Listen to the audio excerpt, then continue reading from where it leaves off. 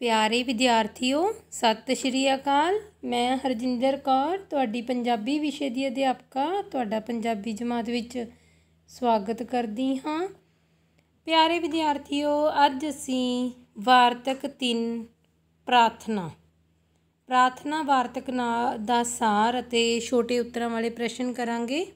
हाँ जी बेटा देखो, पहला प्रार्थना वार्तक रचना का सार लगभग 150 शब्दों विच लिखो। देखो वार्तक जिहड़ा प्रार्थना वार्तक है ये किसकी रचना है? डॉक्टर बलवीर सिंह जी की रचना है। डॉक्टर बलवीर सिंह अनुसार अरदास मनुख लई बहुत जरूरी है। औखे वेले विच अरदास सब तो वड्डा सुख का साधन बन सकती है। कई मौके अजिहे आउंदे हन जदों वड्डे तो वड्डे राठ मनुख अगे भी अरदास तो बिना, बेटा इत्थे गठ मनुख नहीं लिखना, इत्थे राठ आना आ। राठ मनुख अगे भी अरदास तो बिना कोई होर राह नहीं रह जाता, भाव अरदास तो बिना उन्हां दे कोल होर कोई उपराला नहीं रह जाता। इत्थों तक कि सुकरात वर्गा सियाणा ते मौत तो बेपरवाह भी अरदास दा कायल सी। सिख धर्म विच अरदास की विशेष महत्ता है।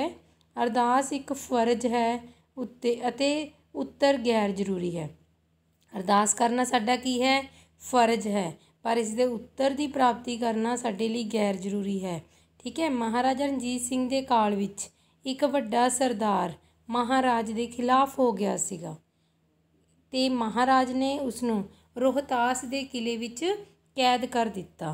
ओह कैद विच रहिंदियां परमेश्वर नूं बुरा भला कहंदा, ओह महाराजे नूं भी बुरा कहंदा। एक दिन समा कट्टण लई ओह अपनी कुटिया दे जाले फरोल रहा सी। उसके हत्थ एक पुरानी पोथी किताब लगी। पढ़द्यां पढ़द्यां ओह सद बख्शंद सदा मेहरबान सबना दे आधार दे भाव नूं समझद्यां भावां दे विच बह गया। देखो उसने किहड़ा शब्द पढ़िया? सद बख्शंद सदा मेहरबान सबना दे आधार दे भाव नूं समझद्यां ओह भावां दे वहण विच बह गया। एक दिन फिर पढ़द्यां पढ़द्यां एक होर शब्द पढ़द्यां उसनूं समझ आ गई कि परमेश्वर हर वेले मनुख दे नाल रहिंदा है। ਉਹ अरदास ਦਾ ਵੱਧ ਤੋਂ ਵੱਧ ਪ੍ਰੇਮੀ ਹੋ ਗਿਆ। ਇਸ ਤੋਂ ਕੁਝ ਦਿਨ ਬਾਅਦ महाराजा रणजीत सिंह रोहतास ਦੇ ਆਣ ਡੇਰਾ ਲਾਇਆ। देखो ਜਿਹੜਾ ਉਹ महाराजा रणजीत सिंह ਦਾ ਜਿਹੜਾ ਸਰਦਾਰ ਸੀ, ਜਦੋਂ ਉਹ ਬਾਗੀ ਹੋ ਗਿਆ ਸੀ, ਉਹਨੂੰ ਰੋਹਤਾਸ ਦੇ ਕਿਲੇ ਵਿੱਚ ਕੈਦ ਕੀਤਾ ਗਿਆ ਸੀ ਤਦ ਉਸ ਨੂੰ ਕੀ ਹੋਇਆ ਸੀਗਾ? ਉਸ ਪ੍ਰਭੂ ਪਰਮਾਤਮਾ ਦੀ ਹਕੀਕਤ ਤੋਂ ਉਹ ਜਾਣੂ ਹੋਇਆ ਸੀ ਤੇ ਉਹਦਾ ਪਰਮਾਤਮਾ ਦੇ ਵਿੱਚ ਅਟੁੱਟ ਵਿਸ਼ਵਾਸ ਵੱਜ ਗਿਆ ਸੀ। ਜਦ ਕਿ ਉਹ ਪਹਿਲਾਂ ਕੀ ਸੀ? ਸਾਰਿਆਂ ਨੂੰ ਗਾਲਾਂ ਕੱਢਦਾ ਰਹਿੰਦਾ ਸੀ, ਮਹਾਰਾਜਾ ਰਣਜੀਤ ਸਿੰਘ ਨੂੰ ਵੀ ਗਾਲਾਂ ਕੱਢਦਾ ਰਹਿੰਦਾ ਸੀ। ਫਿਰ ਕੀ ਹੋਇਆ? ਜਦੋਂ ਉਹਦੇ ਵਿੱਚ ਸੁਧਾਰ ਹੋਇਆ ਤਾਂ ਉਸ ਸਮੇਂ ਮਹਾਰਾਜਾ ਰਣਜੀਤ ਸਿੰਘ ਵੀ ਰੋਹਤਾਸ ਆ ਗਏ ਅਤੇ ਮਹਾਰਾਜਾ ਰਣਜੀਤ ਸਿੰਘ ਠੀਕ ਨਾ ਹੋਣ ਕਰਕੇ ਉਹਨਾਂ ਨੂੰ ਨੀਂਦ ਨਹੀਂ ਸੀ ਆ ਰਹੀ। ਉਹਨਾਂ ਨੇ ਵੀ ਪਰਮਾਤਮਾ ਅੱਗੇ ਅਰਦਾਸ ਕੀਤੀ ਅਤੇ ਬੜੇ ਪ੍ਰਸੰਨ ਹਿਰਦੇ ਨਾਲ ਉਹਨਾਂ ਨੇ ਇੱਕ ਕੈਦੀ ਨੂੰ ਛੱਡਣ ਦਾ ਮਨ ਬਣਾਇਆ। ਉਹਨਾਂ ਦੇ ਵਜ਼ੀਰ ਧਿਆਨ ਸਿੰਘ ਨੇ ਉਹਨਾਂ ਨੂੰ ਉਸ ਧਾੜਵੀ ਸਰਦਾਰ ਬਾਰੇ ਕਿਹਾ। ਮਹਾਰਾਜਾ ਤੇ ਨੇ ਉਸਦੇ ਵਤੀਰੇ ਦੇ ਬਦਲਾਅ ਬਾਰੇ ਸੁਣ ਕੇ ਉਸ ਨੂੰ ਰਿਹਾ ਕਰ ਦਿੱਤਾ। ਇਸ ਲਈ ਮਨੁੱਖ ਵਿੱਚ ਅਰਦਾਸ ਦਾ ਬਹੁਤ ਮਹੱਤਵ ਹੈ।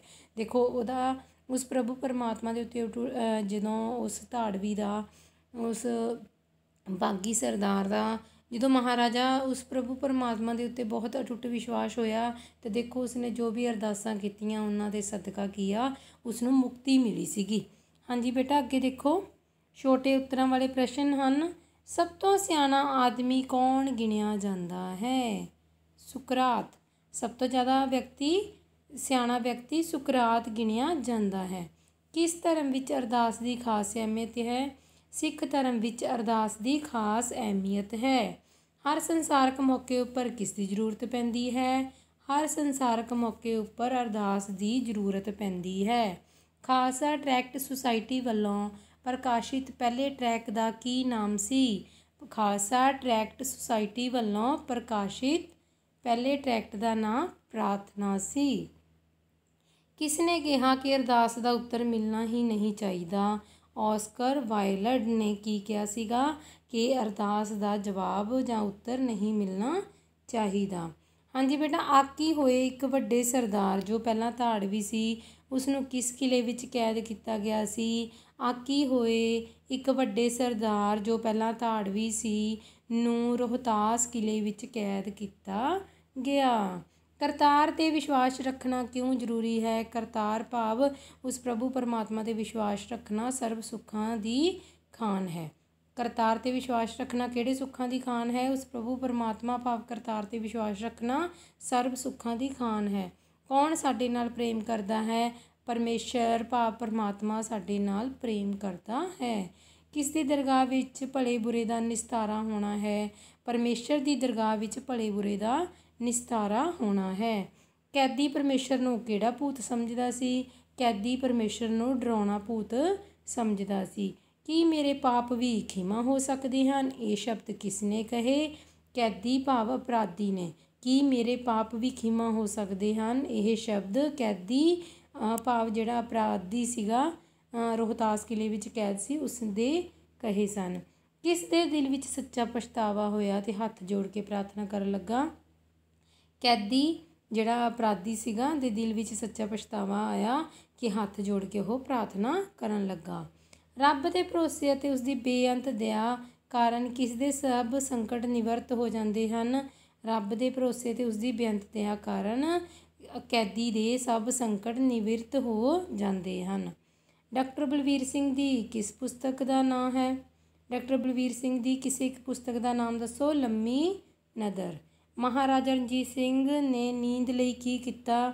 ਮਹਾਰਾਜਾ ਰਣਜੀਤ ਸਿੰਘ ਨੇ ਨੀਂਦ ਲਈ ਉਸ ਪ੍ਰਭੂ ਪਰਮਾਤਮਾ ਅੱਗੇ ਅਰਦਾਸ ਕੀਤੀ, ਭਾਵ ਬੇਨਤੀ ਕੀਤੀ। ਹਾਂਜੀ ਬੇਟਾ ਜੀ, ਅੱਜ ਲਈ ਸਿਰਫ ਇੰਨਾ ਹੀ। ਧੰਨਵਾਦ।